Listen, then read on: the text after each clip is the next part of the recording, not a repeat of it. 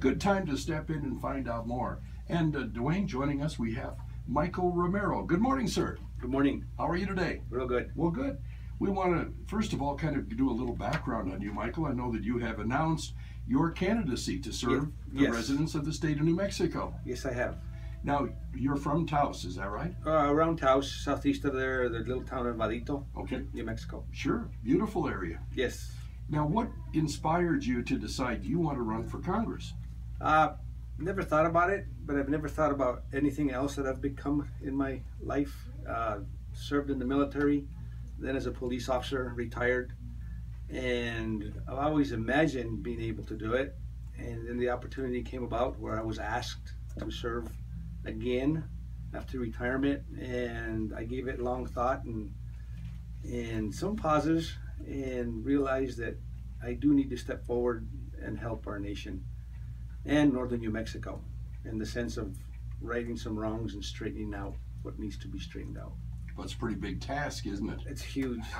Wow. It's gigantic. I don't know if I've ever seen a bigger task than you may encounter today. Yes. Well, if you would set the table for which seat you're seeking, currently held by Ben Ray Lujan. Correct. Right? It's the 3rd District, northern area of New Mexico, basically I-40 to a certain extent, and north, and with some different jogging locations. I mean, that is just the meandering of the districts. Right. They do it by population, of course. Every year, every 10 years, they take the census, and then they redraw the districts as needed. And New Mexico is pretty simple. It has 3, and there's no gerrymandering, I guess you would say, or attempt to, because it's such a big geographical area. So that's not an issue in my view. So when you decided to run, first of all, I don't want to assume this. Tell us about the party you've chosen and why that leads to your beliefs. I've always been a Republican. My mother and father have also, even my grandfather and grandmother, which is kind of a rarity in the small communities in northern New Mexico. Mm-hmm. And but I've always never affiliated myself specifically as a Republican, but in my literature, what I've always felt is I'm a Christian first, conservative second, and then a Republican. And I feel all of us as Americans should also feel in that fashion, that the party shouldn't be your deciding factor as to who we send to DC to govern us, because that's what gets us in trouble, and people take advantage of that. You know, you're right. It's interesting. I have a good friend, and he is exactly opposed to me on the other side of the ticket, and yet he is just as conservative as I am. And together, one day he sat down, he said, "You and I aren't as far apart as you think." We went through, a lot of our core beliefs, what we believe in, why we believe in it. We walked away both going, we're both about the same. There are conservative Democrats, there are conservative Republicans. There's a key to that, it's conservative.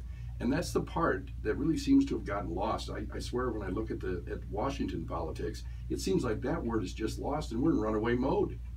Correct. The problem is that we as Americans are Americans in the sense it runs through our blood, and that we're conservative. Our country was based on conservatism, and basically just common sense. Mm-hmm. What does work? Right. The wheel has always been the wheel, but people come along and try to change the shape of it and expect it to work in the same fashion as it did before, and it's not so. Human beings are human beings, and we're designed a certain way, and it doesn't matter where you come from in this country or this world, we all have the basic needs, wants, and expectations of other people. Mm-hmm. It doesn't change. That's right. Michael Romero, our guest. Michael announcing his candidacy for Congress. Michael, if you would, before we get to some of the beliefs that you have and some of the things that brought you into this campaign race, if you would, we always kind of have a way of getting the information out, kind of circling, and then coming back to the information we want to impart a second time. Let's talk today about the fact you're going to be at the Java Loft. People can sign your petition there from 10 to 1 and also from 3 to 6 today. That's correct. New Mexico requires for you to be on the ballot, you have to garner a certain percentage of the previous vote, of the previous cycle petition in signatures. So if you voted in the previous general election, then you're qualified to be a signator on this. I don't know exactly what but I think it's all it's required is for you to be in the 3rd district and registered as a Republican. Perfect. Well, very good. Now, kind of to get back into that circle mode, if you will, we're going to come back to the date and time today. So Okay. I know that's a fact.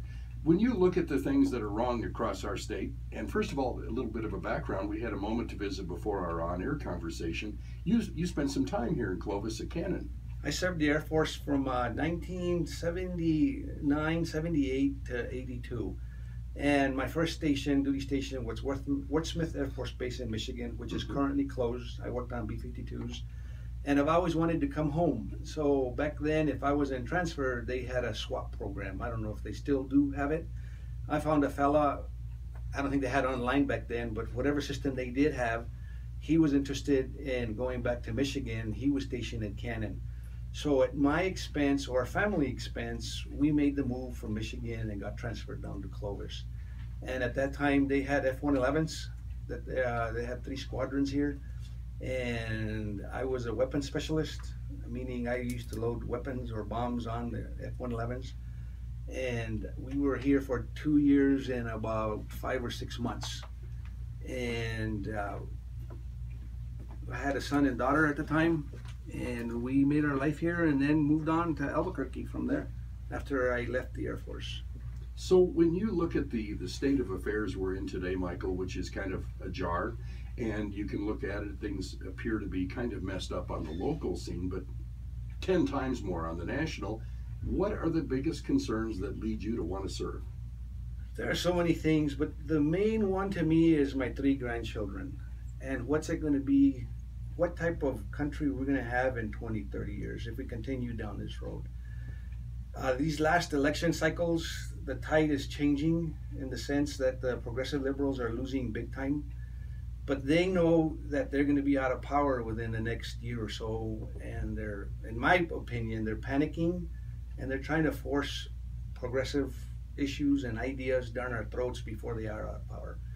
And, you know, like last election cycle was first Tuesday this November, Kentucky, for the first time, I think in 40 years, they had a Republican governor, and he won by a landslide. And he's Tea Party affiliated. So all this news media and outlets that claim that the Tea Party's over, and to me, I don't know what they mean by Tea Party. Tea Party to me is a conservative American, as we were talking earlier. I think there's a problem with that, because that's correct, that's true, but they want to paint it a different way. They want to paint it as being something hard and different and crazy, and it's not, it's the center, it's kind of like reality mixed in with the real life that's going on today. Correct. To me, it drives me nuts. I agree with what you're saying, 100%, Michael. Well, now again, we're going to have that way of getting back to the airport. First of all, I hope that you'll continue in your campaign for Congress, and we'll look forward to folks stopping by to sign Michael's petition today at the Java Loft. That's going on from 10 to 1 and 3 until 6 o'clock. And Michael, if folks want to find out more information like I have in hand, what can they do to find more about your campaign? Well, we are on Facebook like everybody else is, and we do have an internet page that is hopefully being finished as I talk and up and running, but they can visit that at this time. And also they can reach us by phone if need to. And we have been getting some response, but this is in the early stages still, and we're getting myself out there and known as to who I am and what I stand for. And basically just being conservative, common sense conservatism, period. That seems so refreshing. It is. I don't know what else to say. Michael Romero, hoping to seek support from you for the upcoming run and hopefully getting into the campaign for Congress. Do you have time frame? Does this give you the time frame you need to get on the ballots and to hit all the marks as you plan out your campaign?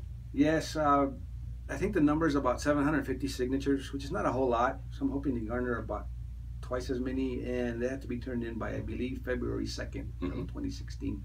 So we still have time. So we're doing these events to get them done. I'm hopefully be done with them in the middle of December, and that'll give us time to do other things. And it's all the things that, and I don't have an issue with it, because it's part of, you have to earn your stripes. That's right. I guess in the Air Force it was the same way, you know. You behave, you do your job, and you play along to go along. As long as it's not when I was a police officer, I was always told, you do what you're told, but as long as it's not criminal, unethical, and against policy.